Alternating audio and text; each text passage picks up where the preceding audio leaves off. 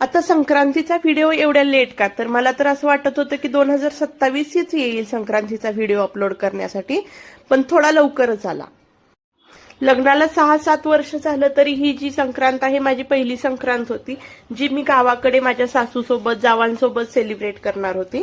गावाकडे सण साजरा करायचा आनंद थोडासा वेगळाच असतो, कारण 2 दिवस आधीपासूनच तिथली जी आहे ती आपली तयारी सुरू होते.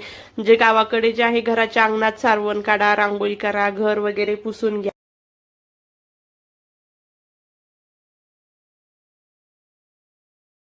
जावांसोबत संक्रांत करून जे देव आजपर्यंत माहिती नव्हते, म्हणजे शेतात आहे ते माहिती होते पण कधी जाण्याचा तसा योग आला नव्हता, ते देव पण आज माहिती झाले. कारण जे आहे ते गावाकडे संक्रांतीला सर्वजण आहे ते शेतातील लक्ष्मीच्या ठिकाणी गोळा होऊन तिथं जे आहे ते संक्रांत करतात. आणि शेतातल्या देवांसोबत शेतातले साप जे आहेत ते पण दिसले, कारण लक्ष्मीला जाताना जे आहे ते विहिरीमध्ये साप पण दिसला. यावर्षी जे आहे ते संक्रांतीच्या दिवशी एकादशी आल्यामुळे संक्रांतीला तिळगुळ चालतो का, हा जो प्रश्न आहे तो शेवटी तसाच राहिला. तर तुम्हाला हा आमचा संक्रांतीचा व्लॉग कसा वाटला मला कमेंट करून नक्की सांगा. आणि तुम्ही संक्रांतीला तिळगुळ खाल्लं की नाही एकादशी असून सुद्धा. नंतर भेटूया आपल्या नेक्स्ट व्लॉग मध्ये. थँक्यू.